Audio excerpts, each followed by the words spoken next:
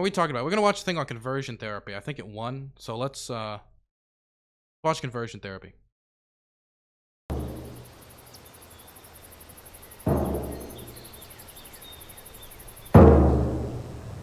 Look at the outside of this man. Look at his physical appearance. Look into this man's heart. Look into his soul. Now look more deeply. I feel this emptiness inside me every time I look into the mirror. The impulse I want to do is just punch that mirror because I can see my fucking parents in the background just staring at me and doing nothing as I've gone through this my entire fucking life. And I want to scream, what the fuck is your problem? Where were you? Why did you leave me here?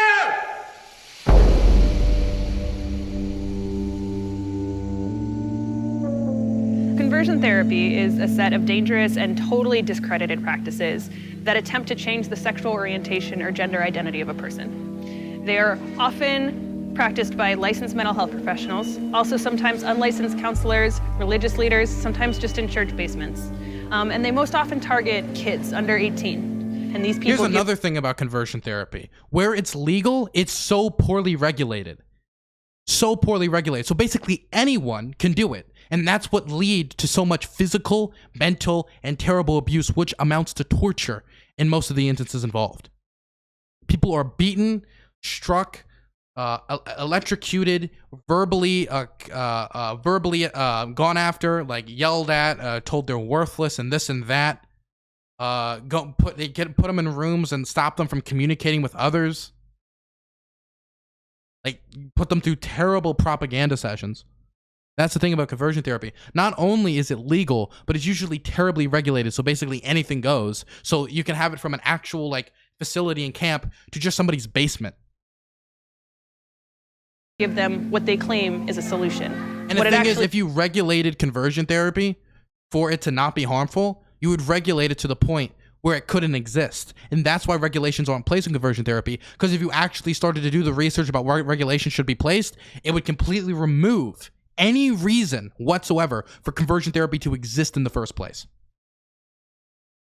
What it really does is it supports an industry that is profiting off of the harm and sometimes death of kids. And to one degree or another, conversion therapy is happening in every state in the country.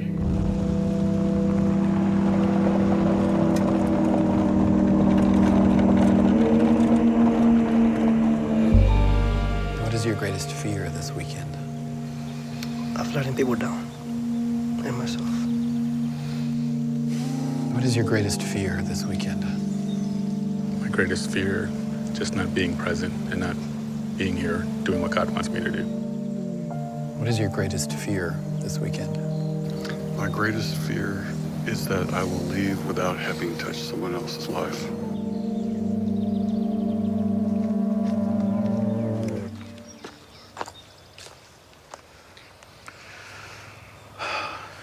What is your greatest fear this weekend? My greatest fear this weekend is letting you down. Thank you. See the next man. Everyone is heterosexual. The idea that some people are natural. Now, let's be clear. We've had studies and information done on this like since forever. A lot of those studies were burned by the Nazis in Germany, for example, because, you know, the gays were killed in the Holocaust. And then there's also the fact that there's been studies, like we can go back all the way to McKinsey, 1940s, 1950s, about like what percentage of the population is actually gay and hiding it, stuff like that, and the McKinsey scale. But the research is very clear, unless he's telling me that like lions and giraffes and penguins, all of which have homosexuals within their animal groups and subspecies, unless they think they were like taken over by the homosexual agenda, then why, if it's not natural, would there be gay animals and basically all mammals? But somehow humans are basically one of the few mammals which doesn't have doesn't have homosexuality in it. It just doesn't make sense. Naturally homosexual or naturally gay is just a social construct. So when you have an individual who has same-sex attraction, we see it as something went wrong developmentally. And we try to resolve the issue and put them back on the path toward their natural heterosexuality. That's Homosexuality is within nature. It is natural. the philosophy of it. My name is Joseph Nicolosi. I'm a clinical psychologist, a licensed clinical psychologist, and I'm the founder. I like how he has to say, I'm a licensed psychologist, because the stuff he says immediately makes everybody think he's a complete wackadoodle. Of reparative therapy. The concepts and principles of reparative therapy is something I have developed over 30 years and 4 books and many, many articles. Journey into Manhood came into existence based upon the reparative therapy model. So the basic principles of reparative therapy were taken and turned into a weekend experience. Is that one poster? Yeah, there's 4. Yeah. There's 8 altogether. What there last year? I think you probably I'll do it again. Oh, okay. I'll do my check.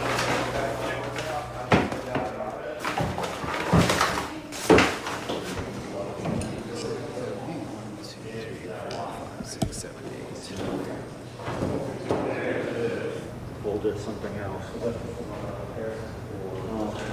So he's over. No, the guys hopefully will get back.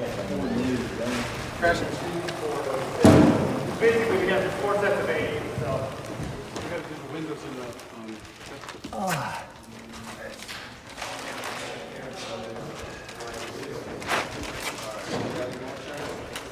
We're doing a 32-man circle so that we have. Gotta be honest, them covering up the windows terrify me.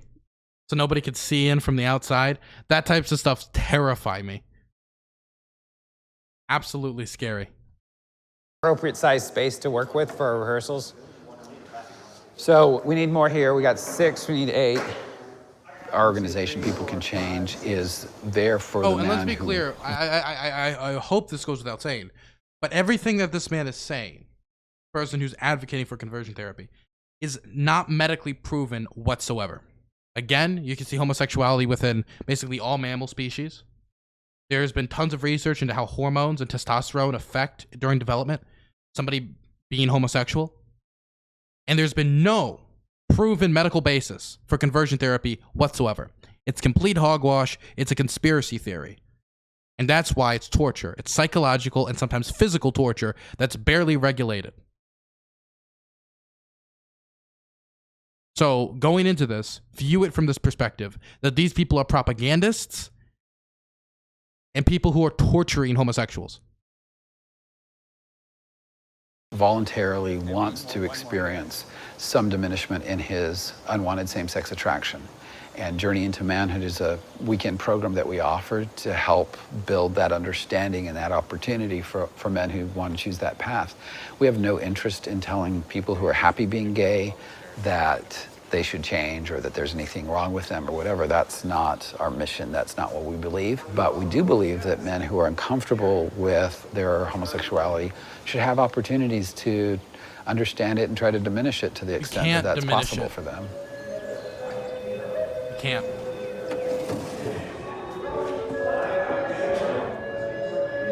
Okay, now this is a rehearsal. Now we're going to start off working through the kinks of the process itself. The thing that gets me is I feel like a few of these people must have been tricked, because if I would have saw homosexuality, Journey into Manhood, I thought I would honestly, personally, if I walked into that program, I would think I was walking into something totally different, right? This feels like a different. This feels more like a. That name makes me think it's more of a grinder meetup, less than a conversion therapy center. Honestly, and they talk about working through their kinks. Like, okay, yeah, I mean, if someone said Journey into Manhood, working through homosexual kinks, again, I'm not thinking I'm walking into a conversion therapy center. I'm thinking I'm walking into something completely different, okay? I think I'm walking into a good time. And then I see the black tar going up, like, oh my, like the black plastic bags going over the windows. I'm like, whoa, we're about to get freaky. Thank you so much, men, for your willing to serve. I'd like all of you to put your hands in your lap. Put your feet flat on the floor. Feel the power of the earth coming up into your body. Close your eyes. Take a moment to breathe.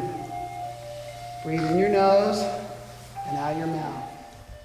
Yeah, the staff wear a pouch of magic seeds, so it represents Jack's, the seeds that were planted in the Jack story. Obviously, the magic seeds is a basis for a lot of medical theory and how people are, again, journeying the manhood, working out the kinks, magical seed, not changing the narrative being built here whatsoever so far, okay? Not at all. Jack and the Beanstalk, and the potential for creativity. Now we're gonna mess with some beanstalk. Okay, I'm done. I'm done. Okay, I'm done. And growth and empowerment that the seeds represent. So once the journeyers go through the weekend, they receive this as a token of their experience. And interestingly, as an aside, in the Jack and the Giant Slayer movie, I was pleased to see that Jack carries his magic seeds around his neck in a little pouch, which was 10 years or more after we started doing it. It's interesting. Music cue. It means nothing, by the way. It's not interesting. Good. Stop. Go back to the beginning. Music cue. Perfect. Okay, go. The story of Jack. Oh, God. Yeah. Okay. Again, up to this point, I would still think it was going down. You know what? Okay, guys. How do we stop? How do we stop these people from being gay? I know. Let's get a bunch of gay men together, talk about working out our kinks, a journey into manhood, talk about magic seed and some beanstalks, and then make them do theater. That'll make them straight as an arrow. That'll make them straight as an arrow. Yeah, we use a fairy tale, a myth, the Jack and the Beanstalk story, as a kind of a metaphor for every boy's growth into manhood. Oh, and I'll give you these seeds. We borrowed some of the interpretation of it from Michael Gurian's book, The Wonder of Boys, as he talks about and uses it as a model of how this boy, Jack, is estranged from his mother a little bit as he goes off and experiences his masculinity. Look at it, a phallic symbol. So the beanstalk is a big penis? He gets challenged and faces. Biggest. What? Baddest. Meanest. What? Okay, is this conversion therapy but the other way? Or is this supposed to make them gay and they're actually straight? Because that's what it feels like, okay? A giant, which represents his shadow, and that he finds gold, which represents the gold in him. Golden eggs. Mythicists call it a hero's journey. So every boy's growth into manhood. I want to be clear. I'm not trying to say that straight people can't do theater or feminine things. It's kind of funny, that's all. In some ways is a hero's journey as he battles his shadows and embraces his gold. Next is Facing the Shadow, B9, Shadow Guide. Some of the staff, we break them into specific roles to help to bring out different aspects of a man, roles that help men sort of look in the mirror at their own life and understand themselves in relationship to the world of masculinity. Okay, so see yourself as Jack. Go ahead, start taking. See yourself as Jack, running from the giant. Okay, I thought he'd be like, you see yourself as Jack. Do you jack off to men? I mean, I'm sorry. This is like straight down. Like, this is just getting gayer and gayer. They're talking about they're seeing phallic symbols and beanstalks, talking about an exploration of manhood, talking about working out the kinks of homosexuality, like all this other, like this is probably the gayest thing I've seen in a long time, okay? This right here, if anything, is like confirming to me that basically every single person in this room is a homosexual. That they're all like, oh, you see that beanstalk? That's totally a penis. Like, you have to have so many levels of like repressed homosexuality that anytime you see anything that's just sticking upwards, you're like, penis, penis, penis. I just demonetized this YouTube video. Like, anywhere you look around, all you just see is penises, man. Like, that's some hardcore repressed homosexuality right there. Running from the shadow. Imagine it. Pushing through the walls, through your wall of fear and shame. So I did my first Journey into Manhood weekend back in 2007. It's probably the most impactful weekend I've ever went on in my entire life. I was never what our society calls gay or homosexual or whatever label we put on it. I am simply a man. If anything, I would always consider myself a heterosexual man with a lot of issues. Let's start with... My main issue being I don't like women, and I like men. Jetty, since he knows this process, so you guys watch Jetty as he models this. You want me to do it like I'm going to do it? Uh-huh.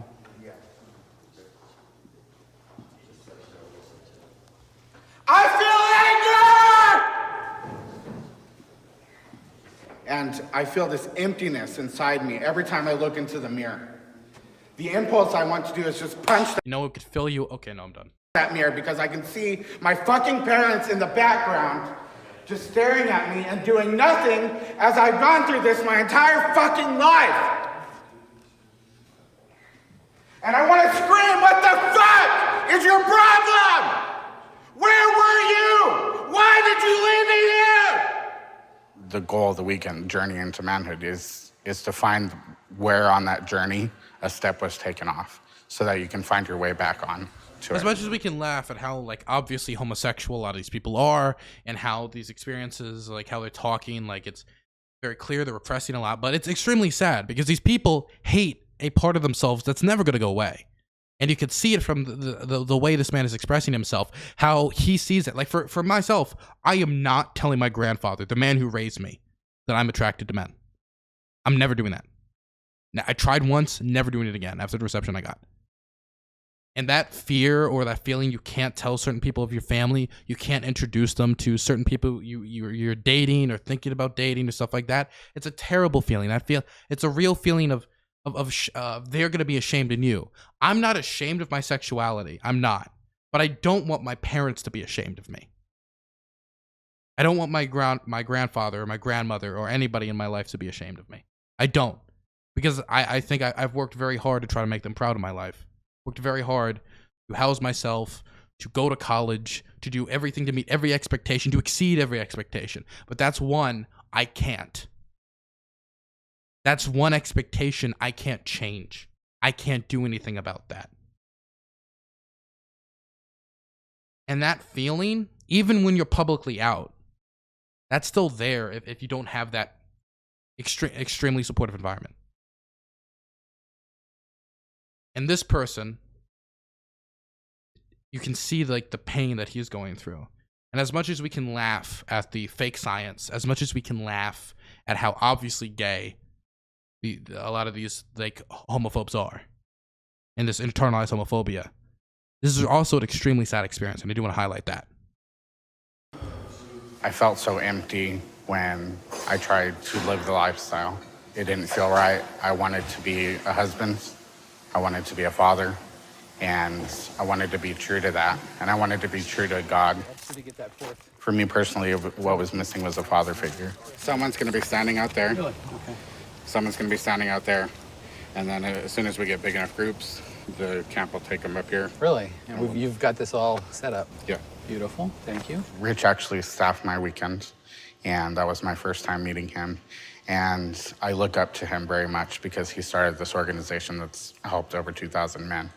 And the thing is, now he's in a position where he's replaced his father figure with this man whose main job is to psychologically torture gay people. Tell them that they're wrong for being who they are. That's his job. And that's the person he's looking up to for confirmation. That person that he says helped people isn't helping anyone. He's actively hurting people, pushing them further into the delusions that they can be straight. hold him very highly in my mind. I have a fear that I'm not going to become like him someday, and that's my goal. You know, it's the same thing as when I see a father. You know, I want to be a father someday so badly, and I fear that that's not going to happen.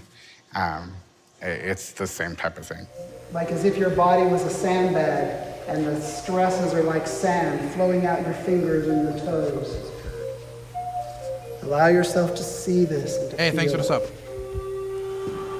31 years ago, I almost killed myself over my same-sex attractions. So everything that happened in my life prior to that, sexual abuse, physical abuse, being bullied to half to death, living in fear every day of my life, I realized what I was facing. I put a name to it, and I'm probably queer and homo. I said, oh, you really are a queer, you really are a homo. But I made the decision then that that wasn't how I wanted to live. I wanted a wife, I wanted kids, I wanted a normal life, and I set out to go make it happen.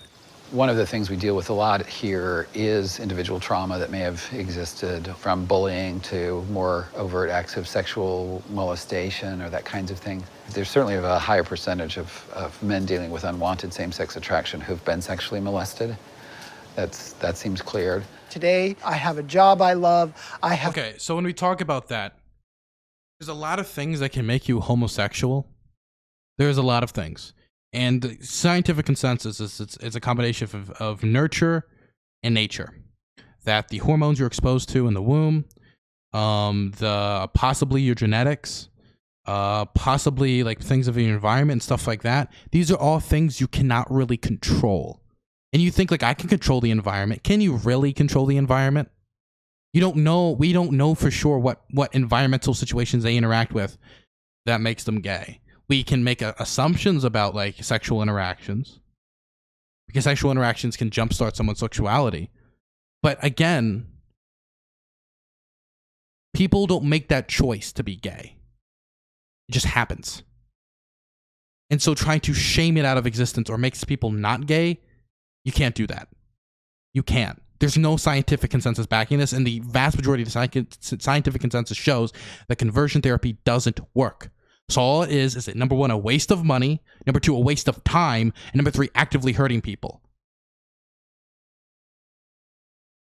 The people conversion therapy works for ends up being people who are hardcore religious fanatics. I'm not talking about people who believe in God, people who believe in a certain interpretation of God, where gay people are disgusting. Gay people are wrong. They are doing something that is sinful. It's never somebody who's like, I'm chill with homosexuality. I just ended up after conversion therapy finding out I was not gay. That's never it.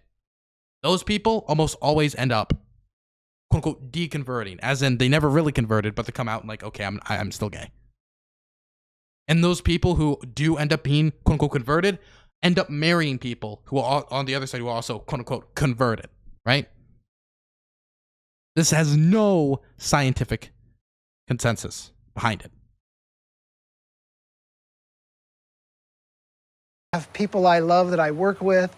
I have a church I love. I just love every minute of life, and I feel free, and men, completely free to be the man that I want to be and the man that I believe God created me to be.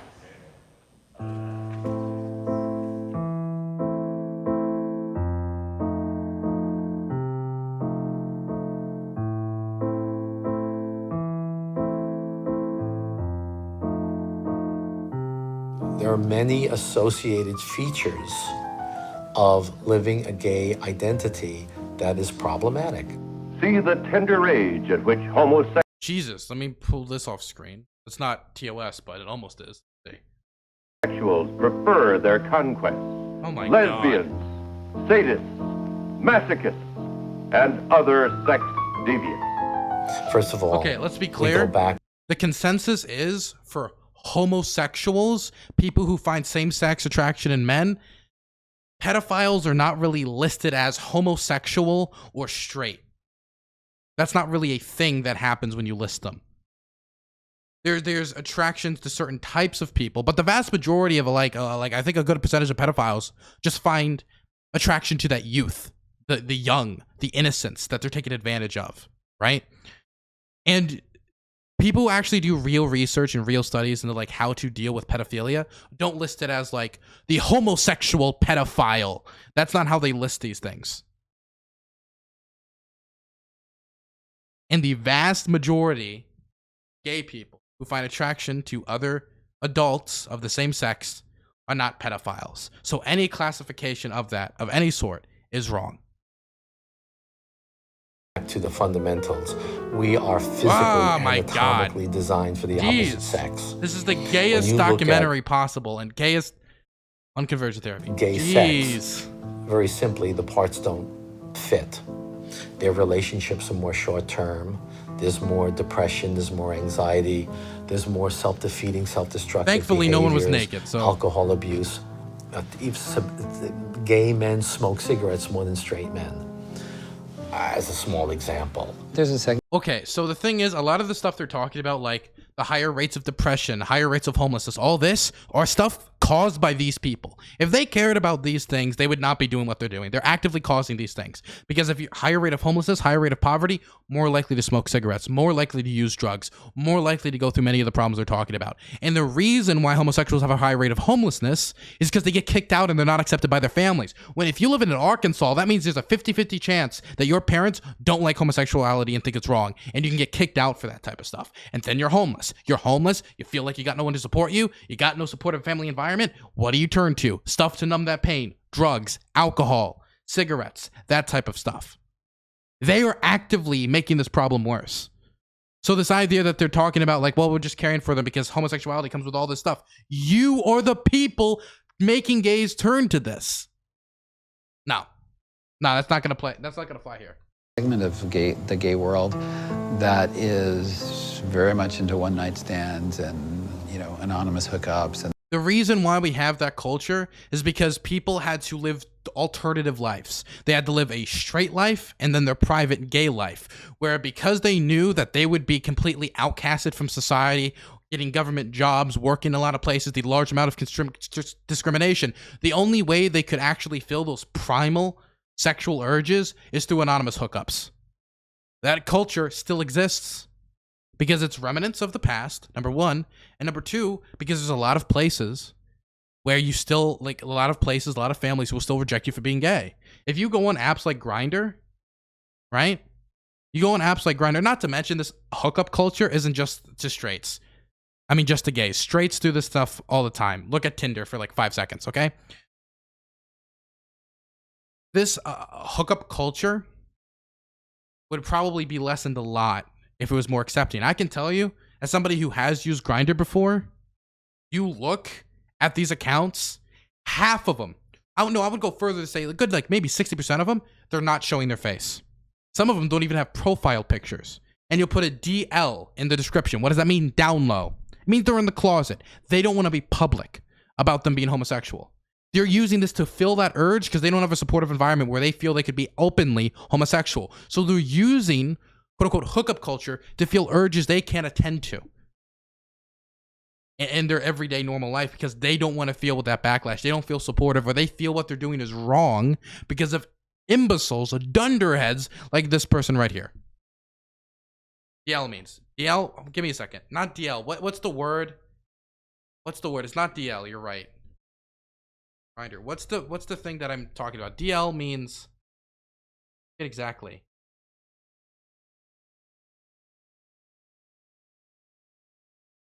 No, that is what DL means. That could mean multiple things. It could mean somebody who's actively in a relationship and want to be kept discreet.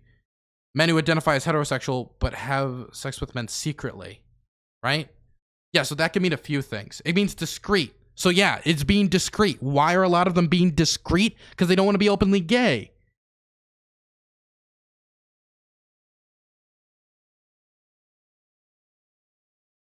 Not true? What do you mean that's not true? Is the LK is low key? Well, people use a lot of these interchangeably, okay? I'm DL, Dylan's lover. Okay, calm down. Calm down, chat. Okay. Down low. Men who identify as heterosexual but have sex with men secretly. What does that mean to you? Yes, that they're trying to not to be public about it. So I'm being, okay, so I'm right. Okay, you guys are just off of it. Okay, got it. and that kind of thing. And that's easy to find and easy to fall into. Group sex, anonymous sex. Pretty soon they've got, you know, a new partner, and then this partner, then that partner, then they've had 100, then they've had 200. And that's because of people like you pushing these narratives. You know what I desire more than anything? It is not to be going out sleeping with this person or that person. It is to find somebody. Has anybody ever listened to me? I've said it a million times by now. My gay fantasy isn't some weird sexual raunchy thing. It is literally living in the woods in a log cabin where I get to read books by a fire in turtleneck sweaters. And then my husband comes home and we just stand by the fire drinking hot chocolate. That's my sexual, that's my evil gay fantasy.